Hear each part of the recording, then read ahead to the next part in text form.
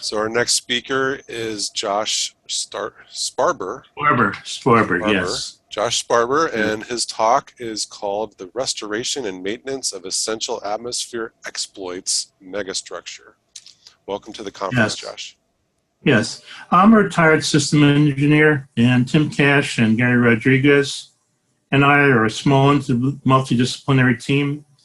We put together some introductory thoughts on how to crack a very large and difficult nut of the century. This and oncoming centuries. This is a revitalization of Mars as a solar system resource and to address humankind's need to extend its reach. While this is not yet a coherent picture, plenitude grains with thoughts apply grist for the mental mill. Needless to say, any solutions, any successful implementations will involve multidisciplinary action and countless prognostications and efforts. We prefer a few thoughts, a small medley of available approaches. While we possess research in areas that we will not broach here, nevertheless, we are going to present some teaser ideas about what could be done, either in our lifetimes or lifetimes of the future. And let me see if I can share my screen.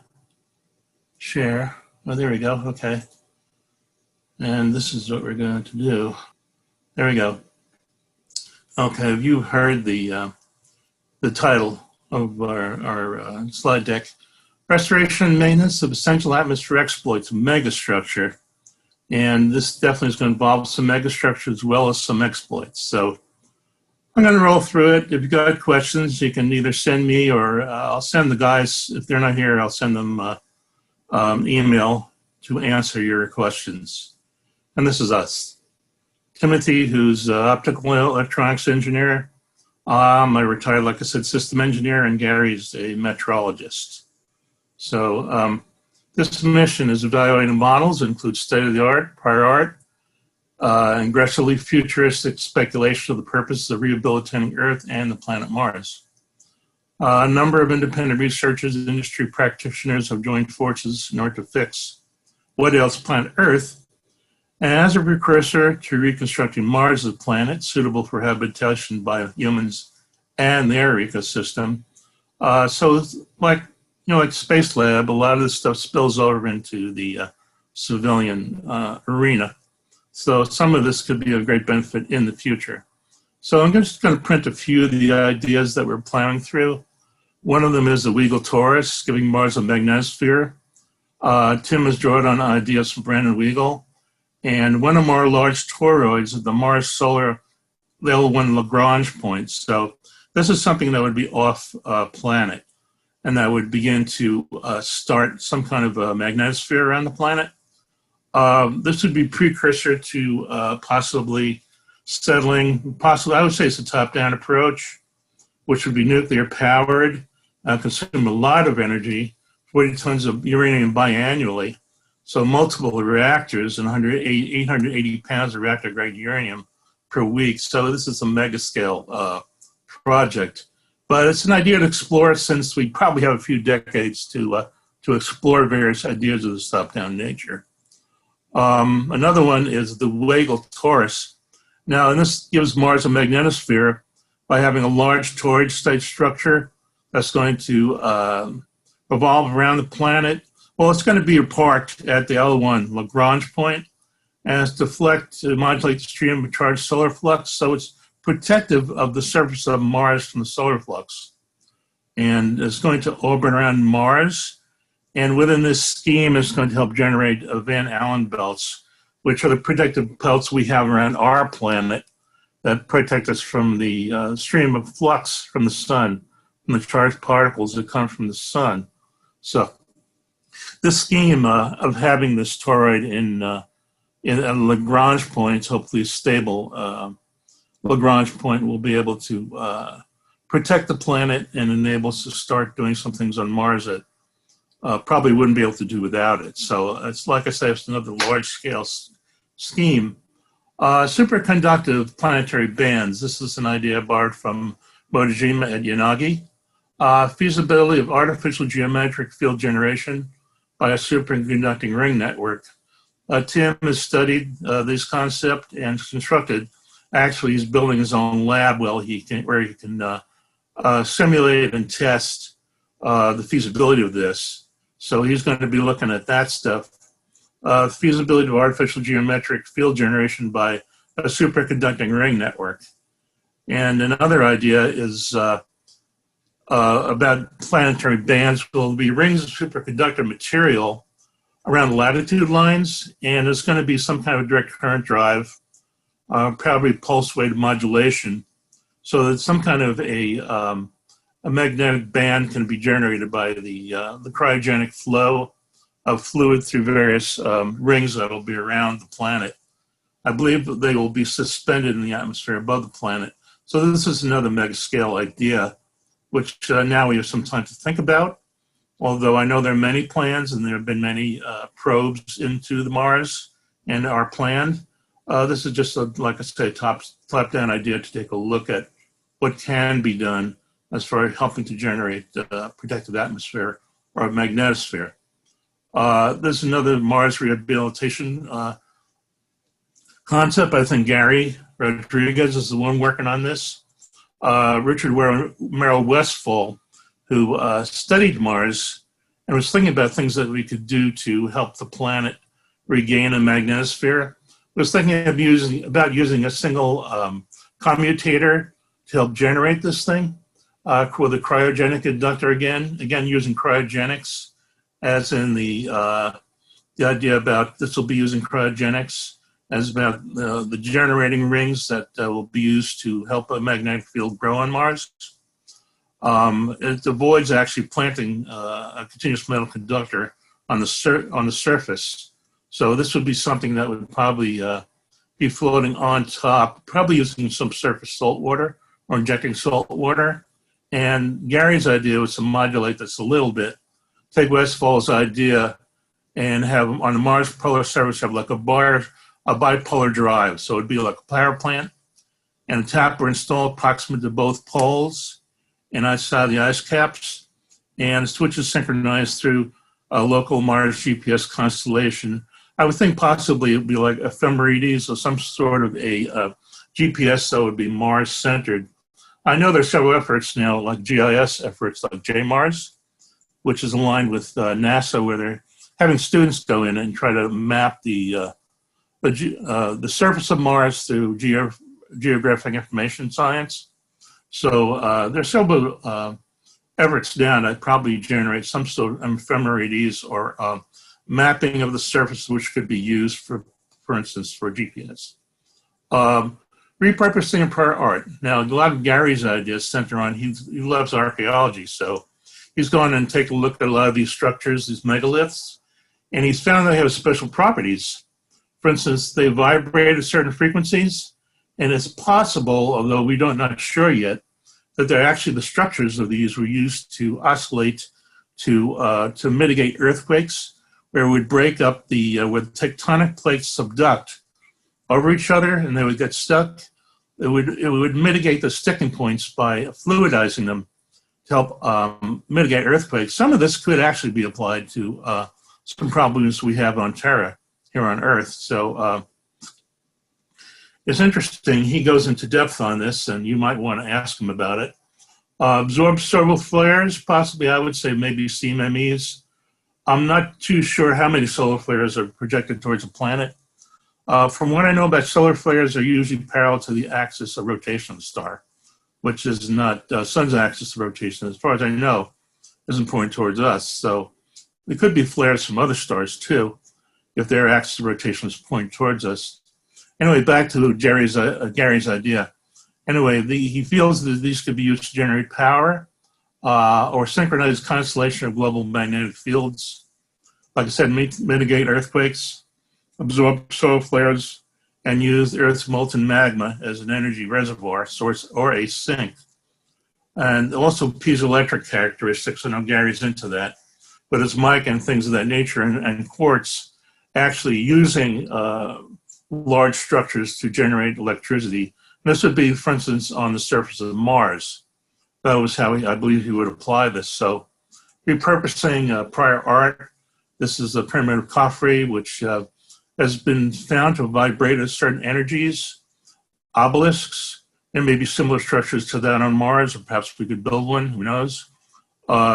This needs more investigation, but I know Gary is going deep into the heart of how this actually works.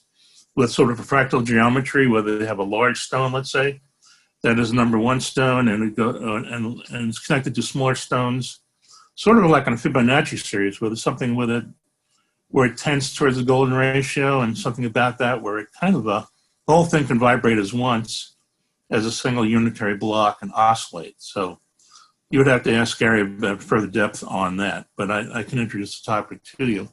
Again, in repurposing art, looking at the solar, looking at the surface of Mars. This is something taken from the Viking lander. There are megalithic structures already on Mars.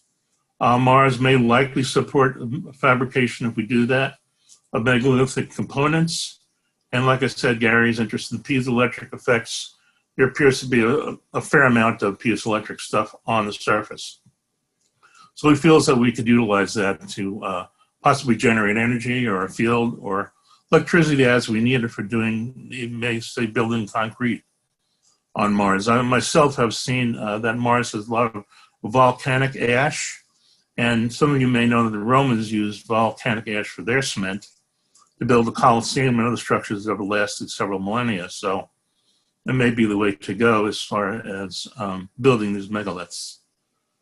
Anyway, yeah, precision geometry and power art. Again, Gary is getting into this, showing some structure that were found on Mars. Viking images revealed precision geometry, existing structures on Mars, and this is the some of the Giza pyramids. Otherwise, very smart researchers remain in denial. He thinks that this is an area that's been ignored. However, he is delving into it and putting together a lab where it can examine some and simulate the outputs of some of these piezoelectric things that he's looking at. So yeah, he's looking at that stuff and building a little lab to research this. Anyway, that's the end of the slides. And if you got questions, I'll try to fill them as best I can. Otherwise, just email me with the questions and I'll send them off to Gary. And in the chat, I'll put my email so you can send me your questions. Maybe better if I send them off to Gary and to Tim. So that's the end of my spiel, what we're doing.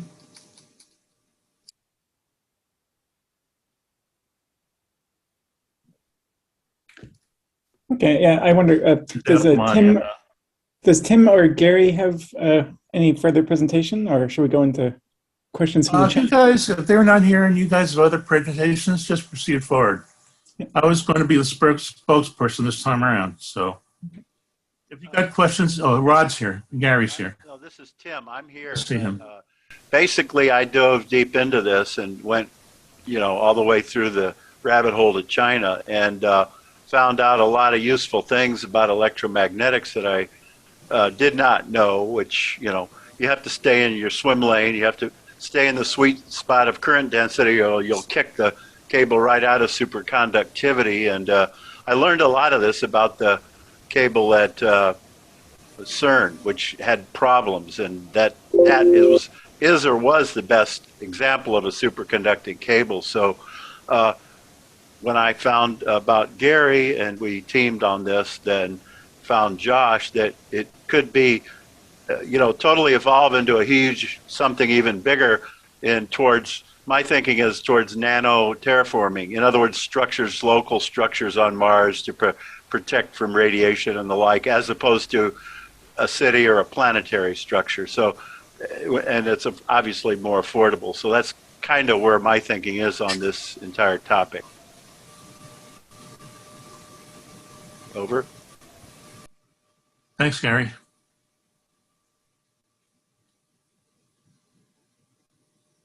Okay, well, one question we have here in the chat is, with adequate solar shielding, could we implement these mechanisms for Venus? Yeah, as a matter of fact, Venus, I know right now, is being used as a model for, Mars is being used as a model for Venus. They're going to send up the Da Vinci and Veritas probes, and they said 2029. As you know, these dates are always flexible, but it's going to be a model in what the data that we're gathering from Mars. So either one or the other.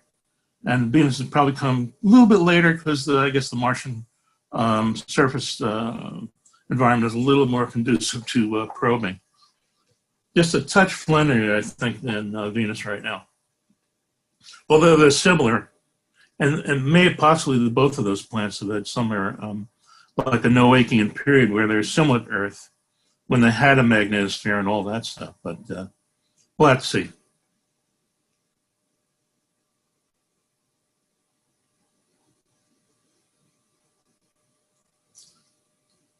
We're not sure on advanced civilization stuff. Nobody really knows.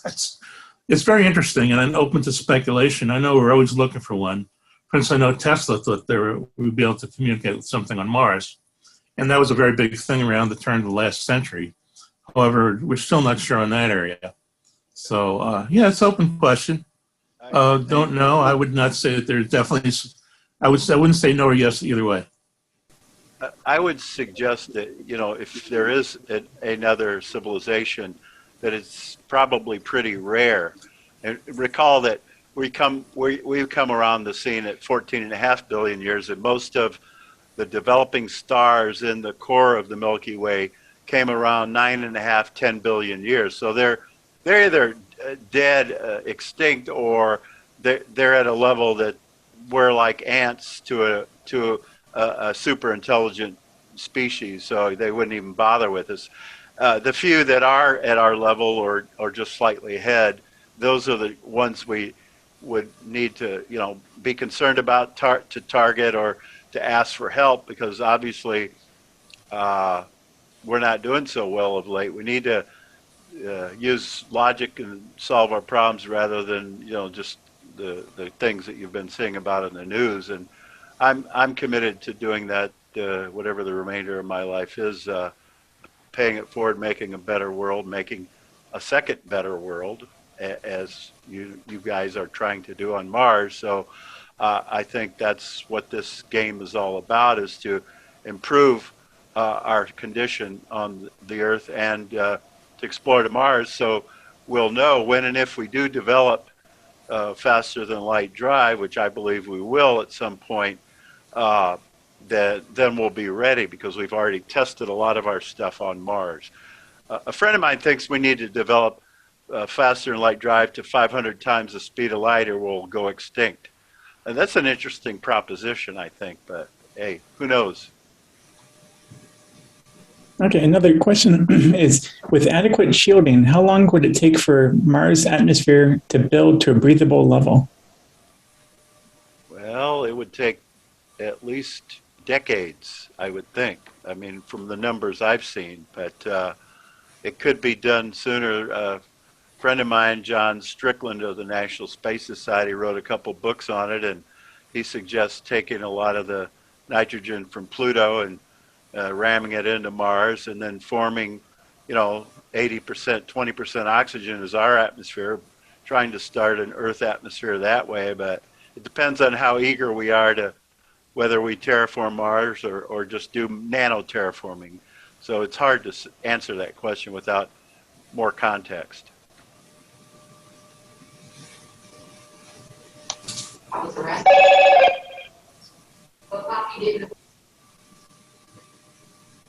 Okay, yeah, so that's it for the questions then. Okay, right, if you want to unmute, you can. And thank you, everyone. And thank you, Tim. Thank you. Appreciate it. Okay, thanks.